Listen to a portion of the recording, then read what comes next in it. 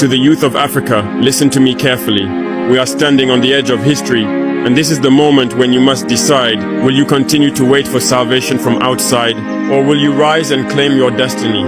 For too long, we have been told that we are too weak, too poor, too uneducated to build our own future. But I tell you today, that is a lie. They said Africa cannot manufacture its own machines, yet every year we produce millions of brilliant minds, but only to serve others.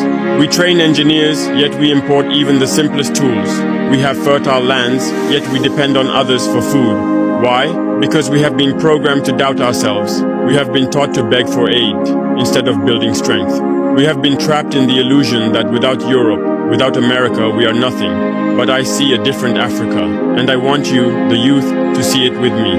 I see an Africa where the sons and daughters of this continent become the inventors of tomorrow, where we build satellites that orbit the earth, and they are made by African hands, where our doctors do not flee to foreign countries, but stay to build health systems that serve our people with dignity, where we are not the customers of foreign technologies, but the creators of technologies that change the world.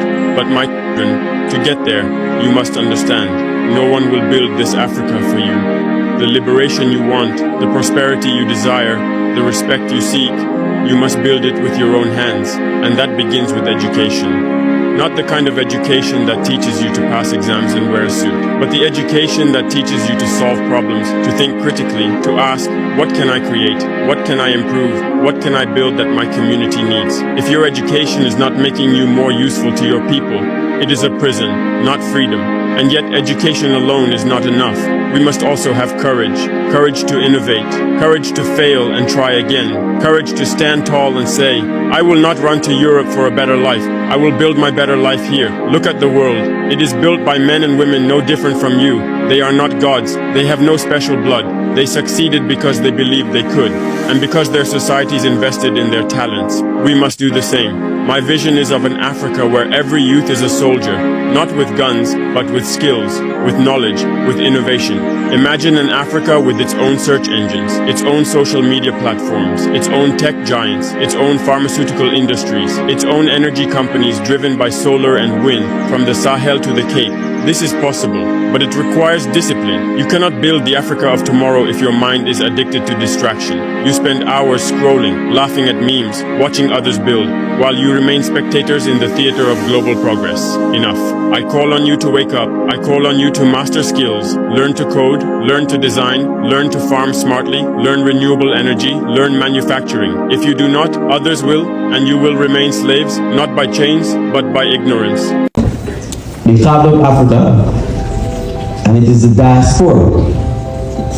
It is the black people in the Caribbean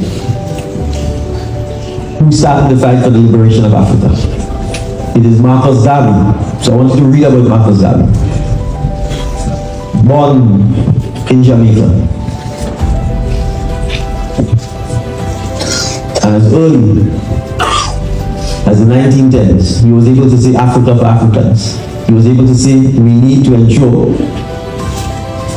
that black people are not ashamed of themselves. If you go to Africa, you will see that as the richest, deepest, most ancient culture, and it's the cradle of civilization.